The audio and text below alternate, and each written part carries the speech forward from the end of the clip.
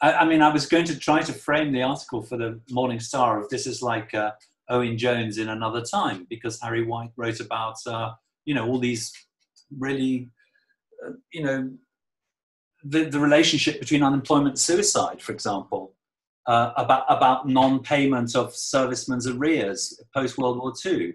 He writes this kind of stuff for a socialist worker. He's a very socially engaged journalist, but he never writes that article about gay rights. Nowhere. He wrote this letter to Stalin. Maybe that's enough. This is a really... Yeah, I think that's what he leaves us, the letter to Stalin. That is the crux of it. When we have disappointed hopes about somebody, then they cease to be an inspiration. I think that he was more present in this project as an inspiration.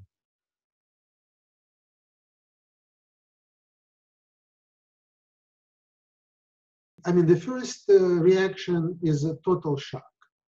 A total shock in the sense that such a letter could have been written, right? And that was a shock, right? So to me, it was shocking to read a letter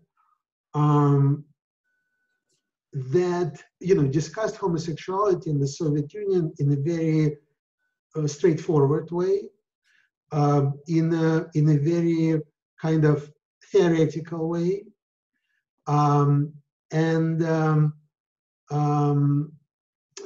a very historical, theoretical way. So it was really shocking that the communists, to me it was shocking then, that the communists would try to defend homosexuality in the Soviet Union, that the communist would write a letter to another communist, meaning Harry Whyte to Stalin, and as a communist to a communist, try to argue in defense of homosexuality using precisely communist theory, and quoting Stalin himself in the letter, trying to prove to Stalin that leveling, as he puts it, in any area of life is anti-Marxist, that it's anti-communist, right? That I couldn't imagine a communist in the 60s writing a similar letter to Khrushchev, or a communist in the 70s and 80s writing a similar letter to Brezhnev, right? So it was out of the question. So it was absolutely would be unthinkable, right? So the fact that Harry Whyte wrote such a letter in the 30s, in 34 to Stalin, well, I guess to me it tells me that there must have been still an open culture in communist circles in Moscow, that the regular communists, well, foreign communists, but still, communists living in Moscow would raise those questions and direct them to the head of the communist movement. And so it was clearly that the culture was already in the process of becoming repressed, but some type of culture coming, I guess, from the 20s was still at play, right? Because no, as far as I know, no similar letter had been written to any other Soviet leaders after 34. And I think also Stalin's reaction, I think it's also interesting, right? So although he wrote on the margins of the letter, an idiot and a degenerate, right? Kind of defining, his view of Harry Whyte, he still archived it, right? So he put idiot and a degenerate archive. so it's not something that he would reap and put in the garbage can, right? So this is still well, I don't think they would archive anything. I don't think so. So there is also certain, I don't know. So I think Stalin read it and he archived it, so he took it seriously, I think. Well, that's my take.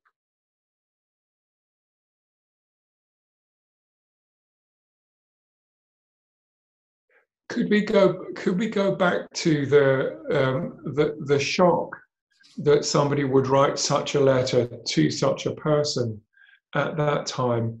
And so do we think that that's because Harry Whyte thought that there would be some point to write the letter addressed to this person, and he thought that there was some communication that was possible, that Stalin would actually read this and consider it, and he thought that Stalin was active in some sort of revolutionary self-examination. Yes, true. So Harry Whyte was coming, out of the 20s, right, in Soviet 20s, and or kind of with the knowledge of the Soviet 20s, 1920s. So a time of liberalization of sexuality in many ways. So he must have felt that not everything is lost, right, already, that maybe it's a mistake. Maybe if he argues properly in Marxist terms with Stalin as a proper Marxist would understand the mistake of that law, right? Yes. And I think one other element that I wanted to mention in terms of being shocked, right? So I was also shocked by the fact that the existence of this letter proved to us that the 20s and early 30s in the Soviet Union were different. And there are a lot of, so there was a recriminalization, right? So which means that before it was recriminalized, homosexuality was, male homosexuality was recriminalized, it was legal or quasi-legal, right? So this was an absolute shock to me to realize that before 34, there was no criminalization of male homosexuality in the Soviet Union. I had no idea. So I was born in 72, and I took it absolutely for granted that that male homosexuality was always a criminal offense in the Soviet Union and the Russian Empire.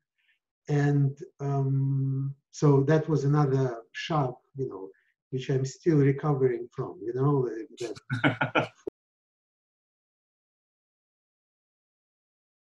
And I have a question to Yevgeniy. Obviously, when the new law was criminalizing homosexuality again in the 34, there must be a number of gay intellectuals, politicians, and artists who decided to emigrate from Russia at the time, right? Because of the homosexual persecution that started. I mean, people who could have emigrated, they did. Right. I think, yes. I think, and again, I don't know any exact, statistics or more like anecdotes, but so by 33 was almost impossible to leave. It was very, very hard. I think the last year where you could leave, it was more or less okay. You could get a passport, you can leave. Also with problems and difficulties. It was 1926. So 1926 was really the last year when many people were able to leave. Okay. So for example, Ayn Rand, the American conservative writer, she left in 26, and she was one of the last to leave. Anyway, but no normal immigration after 26. Of the Russian people. Of Soviet citizens. Yeah. Soviet citizens. Yeah, you couldn't run. You couldn't leave. So that made it very difficult. And in terms of anecdotes, what I've read, I've heard, like there was a there were a lot of marriages happening in 33. So a lot of gay people were getting married, you know. Okay. So it was like in the arts, in the army, you know. So it was like a pandemic of marriages, you know. But I think that Angus, you mentioned it last week that Harry Whyte, he had a lover in Russia at the time, right? When a Russian lover. Yeah, he had a Russian lover who was arrested. The Russian lover was arrested because of the law. Yeah, under the law, yes. The man was arrested in December 1933. But do we know for sure that he was a Soviet citizen? I'm not sure if the letter says specifically that he was a Soviet. Right, but he could have been another foreign correspondent. I mean, we don't know exactly if he was Soviet. The lover, I mean. We don't know, no. But we were talking about this last week as well, that Harry Whyte was coming from Scotland, which was a country that criminalized homosexuality at that time, very severely criminalized homosexuality. So they didn't have this period of liberalization, which happened in the Soviet Union. So maybe for Harry Whyte, the Soviet Union of the 20s and early 30s was like some kind of utopia of liberation and escape from his own oppression in Scotland. So maybe he felt this pressure, and maybe he felt this shock as well, that everything is changing in the negative direction in the Soviet Union as well, against his communist ideas of liberty. And maybe this shock and rage to some extent prompted him to write this letter to Stalin. But you know, Yevgeniy, so you know for sure that this letter is real, that this is not some kind of fiction that was invented by historians or artists or literary scholars. So this is a real letter, you know it for sure, right? Because last week Angus questions the reality of the letter for a moment, that the letter is something that you invented for your artistic project. And artists do such a thing, right. You know about it, so. Sure, of course. I did not invent this letter. I did not fabricate it. But it was in the humor section, right? It was. Yeah, exactly. So I think maybe we need to check with Ben Healy and see if he actually saw it in the archive, if he actually saw the actual document, right, the physical letter.